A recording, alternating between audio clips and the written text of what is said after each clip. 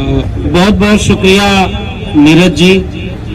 और इस विरोध प्रदर्शन और बातचीत के लिए एक मौके के रूप में जो मंच दिल्ली विश्वविद्यालय के तमाम छात्र संगठनों ने तैयार किया है, उन सभी संगठनों का शुक्रिया कि आपने एक ज्वलंत और जरूरी मसले पर ये बातचीत की और हमें आमंत्रित किया। और आज की बातचीत का बहुत बड़ा हिस्सा तो पहले से लोगों ने बोल दिया, आप भी जानते होंगे। उसका केंद्रीय एक शब्द है NFS, not found suitable, non found suitable. कौन? विश्वविद्यालय में प्रोफेसर बनने वाले लोग।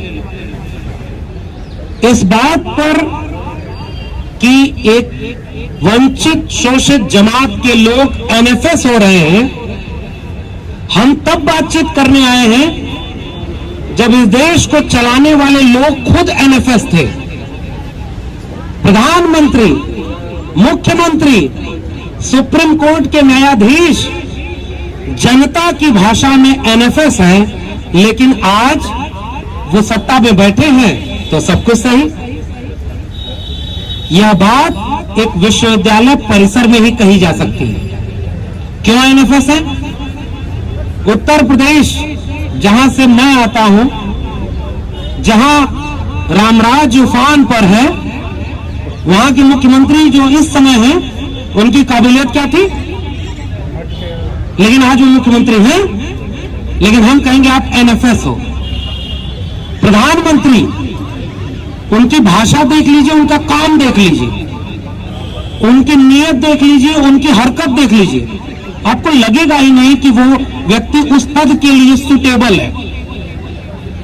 तो जो प्रधानमंत्री नहीं बनने के लिए सुटेबल है, वो प्रधानमंत्री बना हुआ है, और जो मुख्यमंत्री नहीं बनना चाहिए, जो उस पद के लिए सुटेबल नहीं है, वो मुख्यमंत्री है। और एक दलित, पिछड़ा, आदिवासी न्यूनतम अर्हता प्राप्त करने के बाद प्रोफेसर बनने जाए तो वो नॉट फाउंड सुटेबल है। ये राष्ट्र विरोधी गतिविधियां हैं और इसका विरोध इस राष्ट्र के हर नागरिक को करना चाहिए। पहली बात। दूसरी बात ये कि विश्वविद्यालयों में इस बात की बहस क्यों होनी चाहिए? विश्वविद्यालयों का वह स्पेस, जिसे हिंदी में कहते हैं जन क्षेत्र है, ये पब्लिक स्पेस है। ये भारत एक राष्ट्र नहीं था 1947 वाली आजादी के पहले। हालांकि आज कुछ नए NFS टाइप के लोग ये कहते हैं कि 2014 के पहले तक भारत गुलाम था। भारत को आजादी कब मिली? 2014 में। लेकिन हम तो विश्वविद्यालय में खड़े, हमने इतिहास पढ़ा और समझा है कि 26 जनवरी 1949 को बाबा साहब अंबेडकर ने एक वाक्य, बहुत महत्वपूर्ण वाक्य कहा था कि आज से हम अंतर विरोधों के दौर में प्रवेश कर रहे हैं। हमने एक व्यक्ति एक वोट का अधिकार दे दिया, राजनीतिक बराबरी का मौका दे दिया, मगर जब तक इस समाज में सामाजिक गैर बराबरी और आर्थिक गैर बराबरी मौजूद रहेगी, हम एक राष्ट्र, मुकम्मल राष्ट्र नहीं बन पाएंगे। तो एक एजेंडा था 1950, 26 जनवरी 1950 के बाद, कि आपको एक इंक्लूसिव कंट्री बनना है, एक राष्ट्र बनना है। यानी आपने अब तक अपने बहुत बड़ी आबादी को बुनियादी जिंदगी की हकीकतें, जरूरतें, उनसे वंचित कर रखा था। भारत का संविधान लागू हुआ और अब आपको उन वंचित शोषित जमात के लोगों को समाज की मुख्य धारा में शामिल करके उस नेशन बिल्डिंग प्रोसेस को मजबूत करना था। और इस पूरे एजेंडे में अगुवाई किसके हाथ में थी? विश्वविद्यालयों के हाथ में। जहां हम खड़े हैं, अब उन विश्वविद्यालयों के ऊपर जिम्मेदारी थी, शिक्षा के ऊपर ये जिम्मेदारी थी कि जो एजेंडा है नेशन बिल्डिंग का, उसे आप पूरा करेंगे। तो इसका मतलब क्या हुआ कि इन विश्वविद्यालयों को वैसा पहले खुद होना था जैसा वो देश बनाना चाहते। एक बहुत बड़ा एजेंडा इस विश्वविद्यालयों और सार्वजनिक विश्वविद्यालयों के ऊपर जिम्मेदारी के तौर पर रखा गया था। मगर हुआ क्या, 1990 तक लगभग 4 से 5 दशक बीतने के बाद इस देश ने यह महसूस किया कि इन विश्वविद्यालयों को चलाने वाले, इनमें पढ़ने वाले, पढ़ाने वाले, शोध करने कराने वाले, सिलेबस बनाने और उनको पढ़ने पढ़ाने वाले सारे लोग 99.99% वही हैं जो सदियों से आप सभी 90-99% जो वंचित शोषित जमात थी, जिनके हकमारी किए थे और खुद सबसे ऊपर श्रेष्ठता बोध के साथ बैठे हुए थे। ये इन विश्वविद्यालयों में हुआ। अगर ऐसा न होता तो इन विश्वविद्यालयों में आरक्षण लागू करने की जरूरत नहीं पड़ती। विश्वविद्यालय में आरक्षण कब आया? 1990 के बाद दलितों और आदिवासियों को आरक्षण देना पड़ा ताकि कुछ दलित आदिवासी एडमिशन लेकर के पढ़ने आए और काबिल बनकर के प्रोफेसर बनकर के पढ़ाने जाएं। और हुआ क्या कि उस आरक्षण को जो 1950 में लागू होना था, लागू किया 90 में। ओबीसी का आरक्षण जो 1993 में लागू हो जाना चाहिए था, वो लागू किया 2006 में। इन तीनों तबकों की आबादी 85% और आरक्षण मुकम्मल ढंग से लागू कब हुआ? 2006 में। और उसके बाद जब 1 जनवरी 2020 की आरटीआई का जवाब, जब मैंने खुद आरटीआई लगाई कि इन विश्वविद्यालयों में कितने प्रोफेसर एससी एसटी ओबीसी हैं, तो उसमें पता चल रहा है कि 2019 तक देश की आधी से ज्यादा अन्य पिछड़े वर्ग की आबादी के प्रोफेसर 0 हैं और 2020 में उनकी आबादी है 9। यानी जिनकी आबादी देश में आधी है उनके प्रोफेसर 9 प्रोफेसर। दलितों और आदिवासियों के professor 93 to 95% reserve post vacant रखे। अब उसके बाद रिजर्वेशन आया, उसके बाद की स्थिति मैंने बता दी। अब ये बीच में एनएफएस कैसे आया, ये खेल समझना बड़ा जरूरी है। तो जब रिजर्वेशन आया और तब अचानक, एक तो ये भी बात हमको इस तरह के मंच जब लगते हैं तो बार बार दोहराने की जरूरत है कि मैं जहां से बात शुरू किया था कि एक मुकम्मल मुल्क बनने के लिए विश्वविद्यालयों के ऊपर जिम्मेदारी थी कि आप इंक्लूसिव बनिए। उन्हें विश्वविद्यालयों में नारा लगा था कि मां सरस्वती का पावन प्रांगण दूषित हो जाएगा अगर इसमें दलित पिछड़े आदिवासी एंट्री कर जाएंगे। आरक्षण विरोध के गढ़ रहे हैं ये विश्वविद्यालय, नंबर 1 बात। नंबर 2 बात, आरक्षण लागू हो गया। भाई आंख मूंदने से सूरज उग गया है, ये सच तो झुठलाया नहीं जा सकता। इस देश के तमाम सवर्ण बुद्धिजीवी लोगों को यह गुमान था, हमने सदियों धर्म के नाम पर इस देश को शोषण किया है। जन्म लेने से लेकर के मरने तक हमने दान दक्षिणा ली है और हक हुकूक पर कब्जा किया है, तो हम विश्वविद्यालयों पर भी काबिज रहेंगे। लेकिन ऐसा नहीं हुआ। भारत का संविधान लागू हुआ और आप अपने संवैधानिक मूल्यों को इन संस्थानों में लागू करा पाए।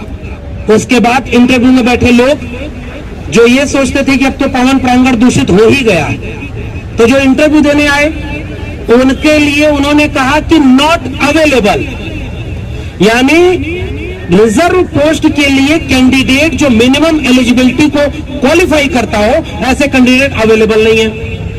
उस पोस्ट पर 3 साल वैकेंट रखने के बाद उसको जनरल में कन्वर्ट करके फिर वही ब्रह्मांड के प्रखंड विद्वान लोगों को उस पर चुन लिया जाता था। जब मिनिमम अवेलेबिलिटी उनकी हुई एलिजिबिलिटी के साथ, तो वो अवेलेबल होने लगे, तो उन प्रखंड विद्वानों ने क्या कहा कि अब ये सुटेबल नहीं है। तो एनएफएस का मतलब है नॉन फाउंड सुटेबल या नॉट फाउंड सुटेबल। और ये सुटेबिलिटी जांच कौन रहा था? जो खुद सुटेबल नहीं था।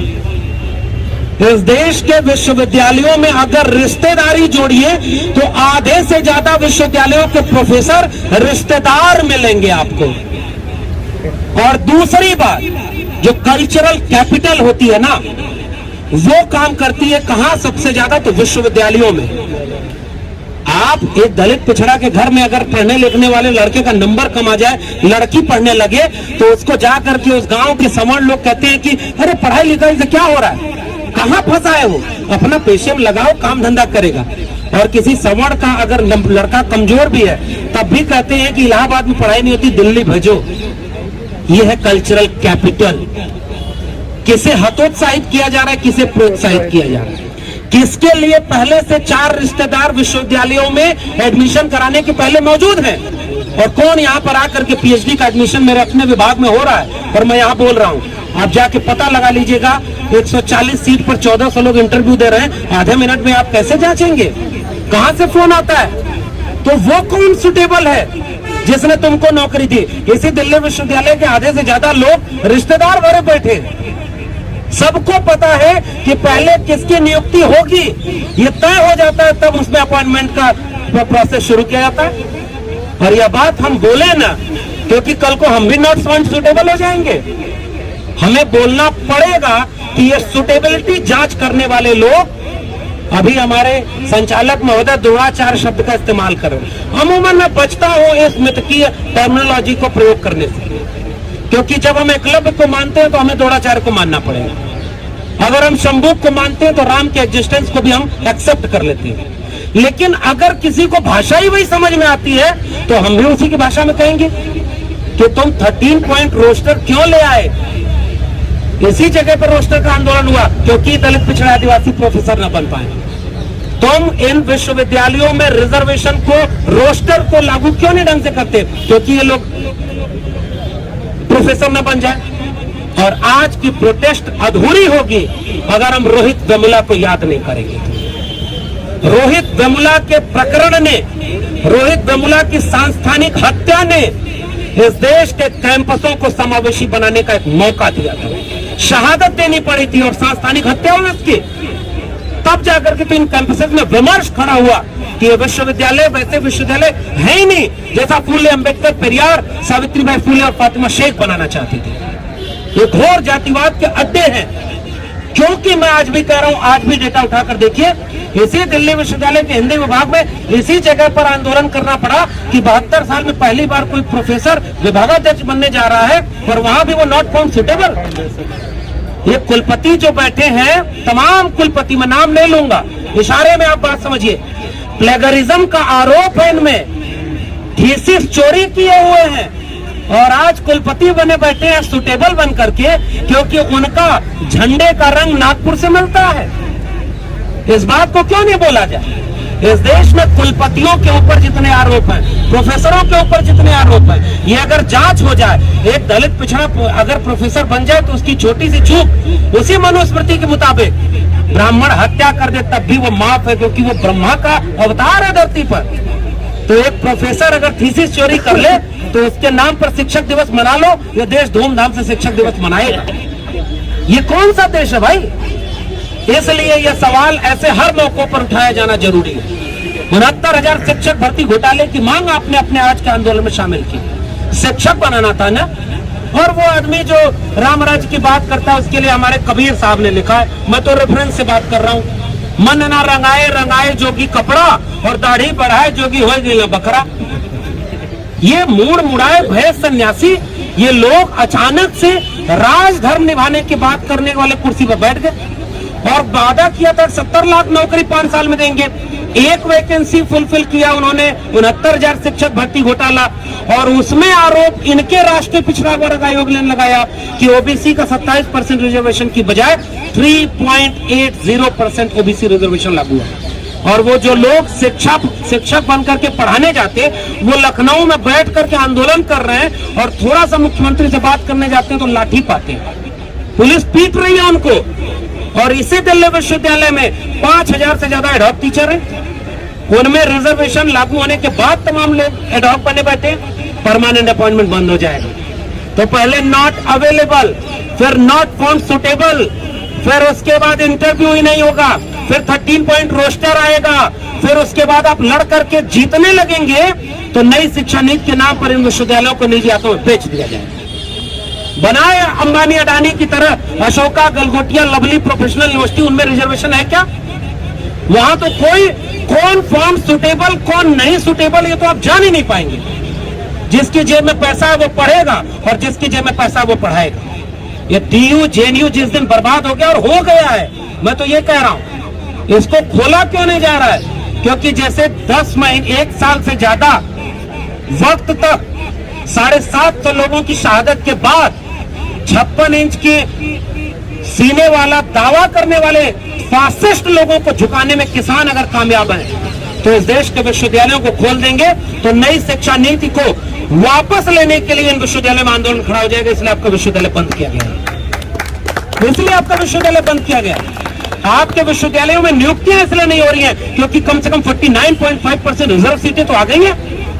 इसलिए आप not form suitable, not available, यह सब किए जा रहे हैं। और जीबी पंत कोई पहला मामला नहीं है। जीबी पंत को शुक्रिया मैं अदा करता हूं कि उसने दोनों डेटा को पब्लिक डोमेन में रख दिया। इसी JNU में, जवाहरलाल नेहरू विश्वविद्यालय में, यहां पर जो अभी तक कम से कम है पब्लिक फंडेड इंस्टीट्यूशन, वहां पर तो हमें एक किस्सा सुनने में आया कि वो लोग नेहरू की मूर्ति को रगड़ रगड़ के विवेकानंद बना रहे थे। नहीं सफल हुए तो अलग से एक मूर्ति बना दी है। इसी जगह पर भगत सिंह और सुभाष चंद्र बोस के साथ सावरकर की मूर्ति लगाई। ये विश्वविद्यालयों में किया गया और जब ये नहीं कर पाए तो उन्होंने अपने विचारधारा के लोगों को वहां पर भर दिया। और जहां जहां दलित पिछड़े वहां कोई भी विभाग ऐसा नहीं जहां NFS नहीं हुआ है। लेकिन जिसकी नौकरी NFS कर दी जाती है वो तो इसलिए नहीं बोलता। मैं बोल रहा हूं, मान लो मेरा तो NFS होना तय है, मैं ऑलरेडी NFS हूं। बस ये है कि दिल्ली विश्वविद्यालय है, इस तरह के फोरम है तो हम बचे हुए। हमारे जैसे लोगों के लिए नई शिक्षा नीति लाई गई तो वहां NFS किया गया, कोई बोलने वाला नहीं था क्योंकि प्रोफेसर पहली पीढ़ी के लोग आए भाई। एक जगह NFS हो गए, आंदोलन कर लिए तो अगली बार बोर्ड मेंबर देख के कहेगा अच्छा नेताजी आए हैं, इंटरव्यू देने आए हैं, आपसे क्या पूछे, आप तो सोशल मीडिया पे लिख दोगे, आप भाषण, ये बोलते हैं प्रोफेसर। अरे भाई हमने आज तक जीवन में कोई चुनाव नहीं लड़ा और मेरे स्टाफ रूम से लेकर के डूटा तक में लोग कहते हैं आइए नेताजी कैसे हैं। ये प्रोफेसर की भाषा है। ये केवल इसलिए ये लोग उनसे डरते हैं जो अपने हकूक के लिए जागरूक है। अब ये रिकॉर्डिंग क्यों दिल्ली विश्वविद्यालय कराता है? ये देखने के लिए कि मैं सुटेबल हूं कि नहीं। तो इतना भाषण दे दिया है कि हमसे कम सुटेबल लोग तो हमारा इंटरव्यू लेते हैं। सच बात यह है कि इस देश में अकादमिया में बैठे तमाम लोग ऐसे हैं जिनकी क्वालिफिकेशन इंटरव्यू देने वाले से कम होती है, फिर भी उनके हाथ में कलम है। मैं गया था BHU में इंटरव्यू देने, 5 ब्राह्मण मेरे डिपार्टमेंट का इंटरव्यू लेने बैठे। मैंने ये बात सोशल मीडिया पे लिख दी। ऑब्जर्वर बना के बिठाओगे एक OBC को, एक SC को, कि वो ऑब्जर्व करे कि जाति भेद हो रहा है कि नहीं इंटरव्यू में। अगर वो ऑब्जर्वर बोल भी देगा कि आपने इस कैंडिडेट के साथ भेदभाव किया है तो 5 लोग जिधर वोट देंगे उधर निर्णय होगा कि ऑब्जर्वर के आधार पर निर्णय होगा। ये इंटरव्यू बोर्ड का पैनल ही पूरी तरह फेक है और अलोकतांत्रिक है। और रतन लाल सर ने जो बात कही, मैं तो कह रहा हूं कि अगर वाकई सुटेबिलिटी देखना है तो करो लाइव टेलीकास्ट इंटरव्यू का। और दूसरी बात मैं कुछ सुझाव देता हूं क्योंकि हम लोग समस्या तो झेल ही रहे, समस्या तो सही रहे। अब सुझाव क्या है कि पहला काम तो यह बंद होना चाहिए कि 100% वेटेज इंटरव्यू को क्यों दोगे भाई। अब इसी मामले में देखिए ये पूरा स्कैम है। पहली बात तो ये कि आप लोगों को अपने लिए बधाई देनी चाहिए जितने लोग इस आंदोलन में शरीक रहे कि 2 दिन के अंदर कोई NFS कर दिए जाने के बाद स्पेशल ड्राइव आज तक इस देश में नहीं आया होगा और उनको लाना पड़ा। ये आपकी ताकत और एकजुटता के परिचायक है और आपकी बधाई बनती है इस बात की। नहीं निकालते वो 3 साल NFS कर दिया उसके बाद वो UR में कन्वर्ट कर देंगे। नंबर 1 बात। अब मेरा सवाल ये है कि अगर तुमने SC ST OBC को स्पेशल ड्राइव निकाला है तो ये बात बताओ कि 93 से 87 तक जो कट ऑफ UR की थी तो जो OBC के लोग 87 के ऊपर है उनको UR में होना चाहिए कि OBC में होना चाहिए। नंबर 1 सवाल। अगर उनको UR में होना था तो उनको OBC में क्यों रखा? दूसरा एग्जांपल, 87 पर UR की कट ऑफ खत्म हो रही है, EWS की कट ऑफ 87 से शुरू हो रही है। जो गरीब ब्राह्मण है उसका कट ऑफ UR के बाद शुरू हो रहा है, उसका अन्याय नहीं होना चाहिए। और OBC 93 पा करके OBC में रहेगा और 87 पा करके गरीब ब्राह्मण EWS में चला जाएगा। ये स्कैम है कि नहीं है? दूसरी बात, EWS पर जिसका अपॉइंटमेंट हुआ है उसका API स्कोर है 81। OBC में जो टॉप 2 रैंक के लोग हैं API के आधार पर, मोहम्मद शाहनवाज, अब नाम भी मुसलमान, अब पहले डीएनए दिखाएं कि भारतीय है कि नहीं, उनका अपॉइंटमेंट कैसे कर लें ये लोग। कहा था, याद है आप लोगों को, बीएचयू में संस्कृत विभाग में एक मुसलमान की नियुक्ति हुई थी और वहां क्या हंगामा हुआ था। तो Shahnawaz OBC, API score 93, Shailendra OBC, API score 91.5 और ईडब्ल्यूएस पे अपॉइंटमेंट जिसका वो उसका एपीआई स्कोर 81। तो वेद से लेकर बद्री तक जो काम हो रहा है वो वहां भी हुआ। और बद्री बाबू से जब पूछा गया, जनेऊ लीला है, और बद्री बाबू से जब पूछा गया कि ऐसा क्यों हुआ, तो उन्होंने कहा कि एपीआई तो क्वालिफाइंग है, उसका तो इंटरव्यू में कोई रोल नहीं होता, तो फिर उसके आधार पर क्वालिफिकेशन की लिस्ट क्यों बनाते हो? अगर वो उसका रोल नहीं है तो उसको मेरिट के आधार पर क्यों बनाए? नंबर 1 सवाल। नंबर 2 सवाल, बद्री बाबू कह रहे हैं कि हम शोध संस्थान हैं। बद्री बाबू वही जो पहले 2014 के पहले जब भारत गुलाम था तो वो तिवारी नहीं थे, और जब भारत आजाद हुआ तब उन्हें लगा अब अनुकूल समय है कि अब हमको अपना तिवारीपन सामने लाना चाहिए। इस देश के विश्वविद्यालयों में कांग्रेस के समय कांग्रेसी, वामपंथ सरकार में है तो वामपंथी, और 2014 में भारत आजाद हो गया तो हिंदू राष्ट्र बनाने वाले हिंदू इस देश के प्रोफेसर बने बैठे। जितना गिरगिट ने रंग बदले उतना तो यहाँ के बुद्धिजीवी लोगों ने रंग बदला है। और दिखा दीजिए इसी एनएफएस घोटाले में किसी ने एक ट्वीट किया हो, तो बद्री बाबू तो घेरे में आ गए। और बद्री बाबू कह रहे हैं कि हम शोध संस्थान हैं, हमारे यहाँ असिस्टेंट प्रोफेसर वैसा नहीं होता, हमारे यहाँ प्रपोजल बनवाया जाता है, हमारे यहाँ ये किया जाता है कि कोई फंडिंग ले आए रिसर्च प्रपोजल बनाकर। तो 81 वाला एपीआई का गरीब ब्राह्मण इस सब में सफल है, और 93 वाला ओबीसी तुम कैसे जान गए कि वो इन सब में विफल है? तुम अपनी सुटेबिलिटी नापने का पैमाना और थर्मामीटर हमको बताओ। दूसरी बात, अगर किसी इंस्टीट्यूट की नीड कोई है तो इंस्टीट्यूट में एडमिशन लेने के बाद उसको ट्रेंड करो। मंडल कमीशन की रिपोर्ट इस देश में लागू नहीं हुई, इसलिए यहाँ कोई एजुकेशनल रिवॉल्यूशन नहीं हुई। मैं आखिरी बात कह के जा रहा हूँ, इस देश में शिक्षा क्रांति की जरूरत है।